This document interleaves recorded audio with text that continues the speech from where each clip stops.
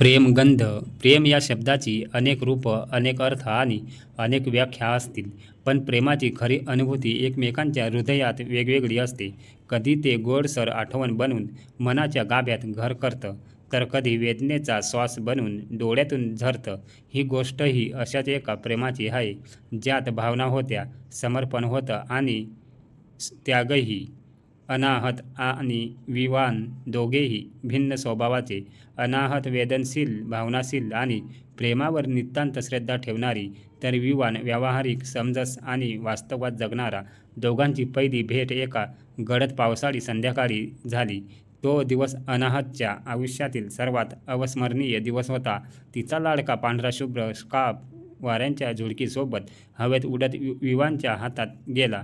विवान त्यावेळी कॉफीच्या टेबलावर बसून आपला लॅपटॉप उघडून काहीतरी काम करत होता. अचानक स्कार्फ त्याच्या चेहऱ्यावर उडून गेला आणि अनाहत त्याच्या समोर आली. "सॉरी, हा माझा स्कार्फ आहे," ती थोडीशी लाजत म्हणाली. विवानने तो तिला परत करत विचारलं, "पाऊस पडतोय, मग स्कार्फ उडण्याइतकं हलकं का ठेवलं?" अनाहतने त्याच्याकडे पाहून एक मंद स्मित केलं आणि म्हणाली, "काही गोष्टी वाऱ्यांवर विश्वास ठेवून मोकळ्या सोडाव्या लागतात. तो त्यांना कुठे न्यायचं ते ठरवतो." विवान त्या उत्तरावर हलकंसं हसला आणि त्याच्या नजरा काही क्षण एकमेकांमध्ये गुंतल्या. त्या छोट्याशा प्रसंगाने त्याच्या ओळखीचा नवा प्रवास सुरू झाला. अनाहतला कविता लिहायचं आवडतं, पण तर विवानला संगीत. दोघांचे आवडीचे विषय वेगळे असले तरीही दोघेही एकत्र येऊन विचारांच्या खोल सागरात सहजपणे बुडत गेले. एक दिवस अनाहतने आपल्या डायरीत लिहिलेलं एक वाक्य विवानला दाखवलं. "प्रेम म्हणजे केवळ दोन हृदय यांचं मिलन नसतं, ते दोन आत्म्यांच्या मौन संवादाचं नातं असतं." विवानने ते वाचलं आणि त्याच्या गिटारच्या तारा हलवून म्हणाला, "जर हे खरं असेल तर प्रेमाचे गाणं कुणाला सांगावं लागत नाही, ते आपोआप ऐकू येतं." त्या दिवशी त्यांच्या नात्याला एक नवा सूर मिळाला होता. काही दिवसांनी अनाहतला कळलं की ती विवानच्या प्रेमात पडली आहे. तिच्या प्रत्येक कवितेत आता त्याचं प्रतिबिंब उमटू लागलं.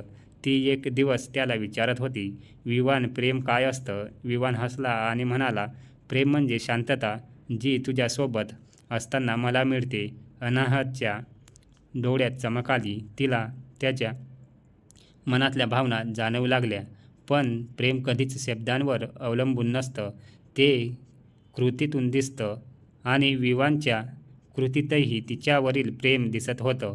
पण प्रत्येक प्रेम कथा नेहमी गोडसर असते असं नाही. त्यांचं नातं फुलत असतानाच अनाहतच्या आयुष्यात एक वेदनादायी वादळ आलं. तिच्या शरीरात एक गंभीर आजार बळावत होता. डॉक्टरांनी सांगितलं की तिला फार काळ उरलेला नाही.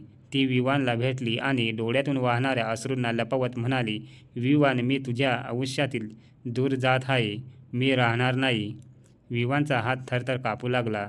तो हसण्याचा प्रयत्न करत होता. "तू कुठे जाणार आहेस? प्रेमाला मर्यादा असतात नसतात, अनाहत."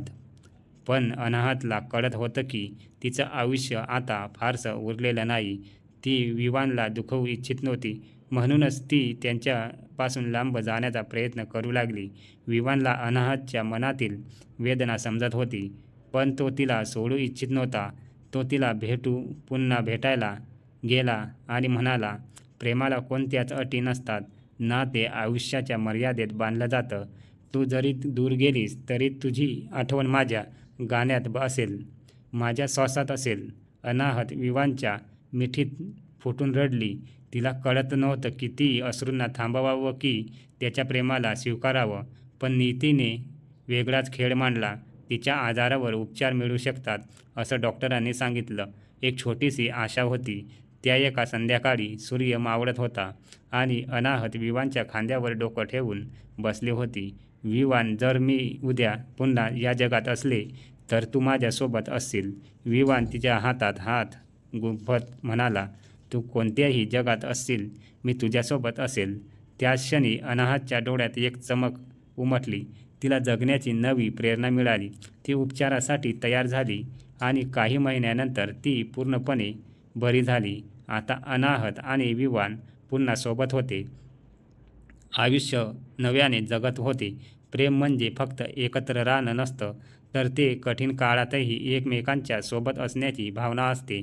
खरं प्रेम वेदनेला सुंदर करतं आणि अश्रूंना हसू देतं. त्या दोघांनी एकत्र बसून पुन्हा जुन्या दिवसाची आठवण काढली. जुन्या कविता वाचल्या आणि नवीन सूर सापडले. आता अनाहत लिहित होती, प्रेम म्हणजे वेळेच्या मर्यादेपलीकडे जाणारी एक भावना आहे.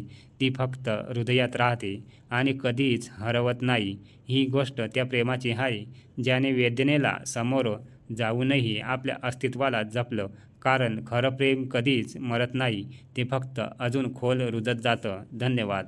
अशाच कथा ऐकण्यासाठी माझ्या चॅनलला सबस्क्राईब करायला विसरू नका. धन्यवाद.